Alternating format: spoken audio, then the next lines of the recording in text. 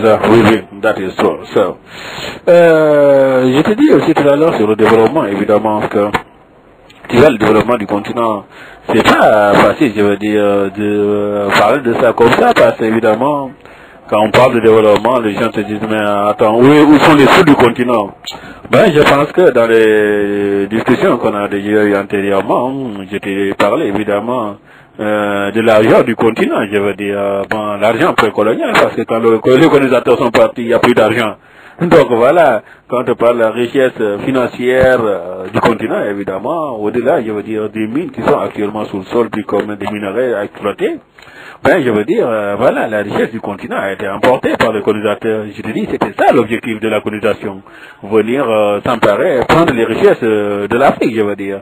Prendre les richesses, leur faire travailler, voilà, la terre, tout comme ça, je pense que, voilà, exactement. Et pendant des décennies, je veux dire, voilà, pour ne pas dire des siècles, hein, voilà, l'Occident s'est enrichi comme ça sur le dos de l'Afrique. Il y a des Africains, je veux dire.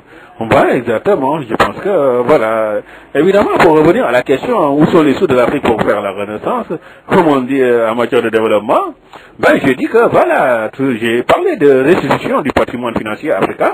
Ben, les Africains, je veux dire, de la même manière, les Européens ont été venus, je veux dire, s'emparer des richesses des Africains. C'est de la même manière que les Africains doivent s'adresser à l'Occident et dire, ok, maintenant, voilà, vous avez pris notre argent, construit vos villes, mais nous aussi, nous devons construire nos villes. Rendez-nous notre patrimoine financier. Je pense que aussi, tu sais, comme on dit, il faut être clair et franc, je veux dire, c'est ça aussi. Hein.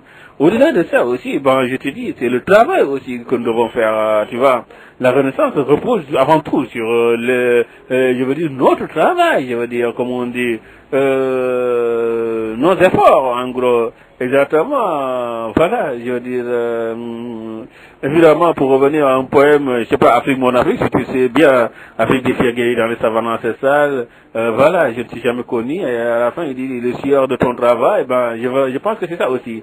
Notre travail, ben, notre sieur, évidemment, nous devons le mettre, évidemment, exactement, pour que vraiment la renaissance se passe réellement. Parce que je dis, c'est vrai, l'exploitation minière, minéralière, ça c'est bien, voilà, mais au-delà de ça aussi, il faut que voilà, nous nous mettions réellement la main dans la pâte et ne pas attendre qu'on exploite des minerais pour qu'on, je veux dire, il faut que nous travaillons réellement et sérieusement.